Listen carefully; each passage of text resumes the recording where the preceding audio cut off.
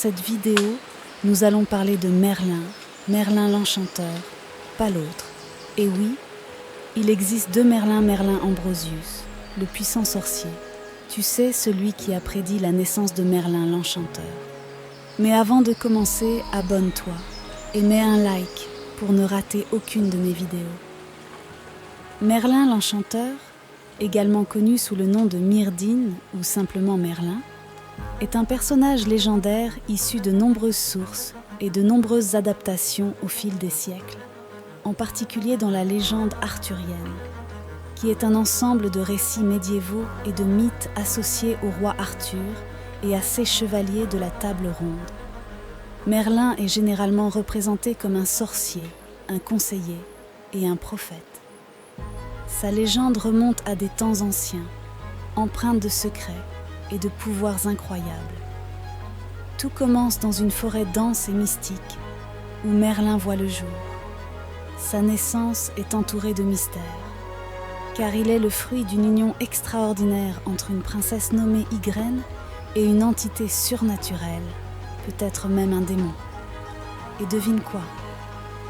Tout cela avait été prédit par un autre Merlin, le célèbre Merlin Ambrosius, qui était un super sorcier.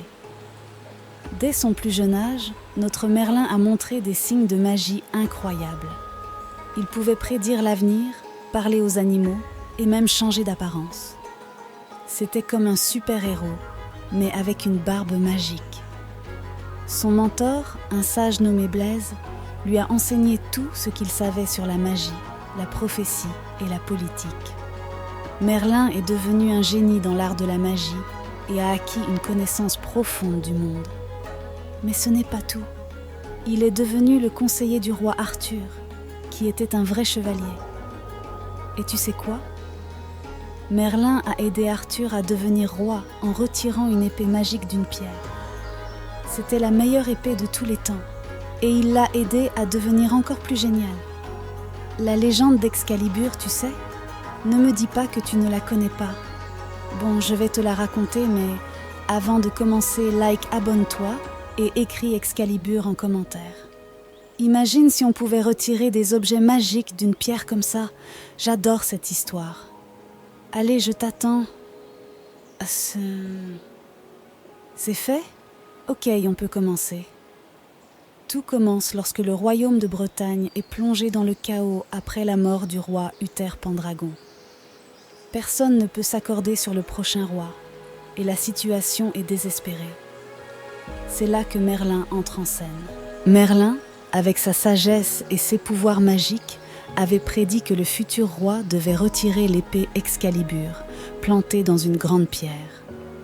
Cette épée était spéciale, car elle symbolisait le pouvoir et la légitimité du futur roi. Merlin révèle cette prophétie à l'archevêque de Canterbury, qui organise un grand rassemblement de tous les seigneurs et chevaliers du royaume. Ils se rassemblent autour de la pierre massive, chacun tentant en vain de retirer l'épée. La foule est désespérée, pensant que le royaume est condamné. C'est alors que le jeune Arthur, le futur roi, arrive sur les lieux. Il n'est qu'un écuyer, sans titre ni prétention au trône. Mais sous la direction de Merlin, Arthur s'avance vers la pierre. Avec une simplicité étonnante, il saisit la poignée d'Excalibur et la retire de la pierre sans aucun effort, accomplissant ainsi la prophétie. La foule est stupéfaite. Merlin avait trouvé le véritable roi, celui qui serait connu sous le nom d'Arthur, le roi Arthur. Avec l'épée Excalibur, symbole de justice et de pouvoir, Arthur devient le roi légitime de Bretagne, et avec l'aide de Merlin, il entreprend une quête pour unifier le royaume, établir la table ronde et instaurer une ère de paix et de chevalerie. Certaines adaptations, l'épée d'Arthur est dite scellée dans une pierre par Merlin lui-même pour protéger l'héritage d'Arthur. Ce détail ajoute une couche supplémentaire de mystère à l'histoire de l'épée dans la pierre.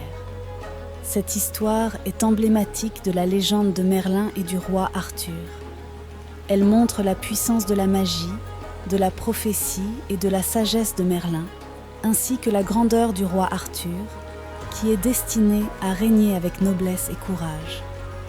L'épée Excalibur est devenue un symbole de pouvoir juste et de quête héroïque, et cette histoire reste l'une des plus célèbres de la légende arthurienne. Merlin avait des pouvoirs magiques incroyables.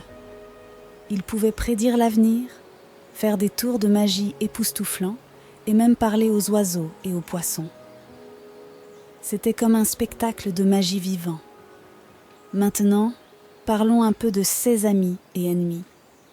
Merlin avait des relations compliquées avec des personnages comme la reine Guenièvre, Lancelot du Lac, Morgane la Fée et Viviane, Nimue. Il y avait de l'amour, de la trahison et beaucoup d'intrigues.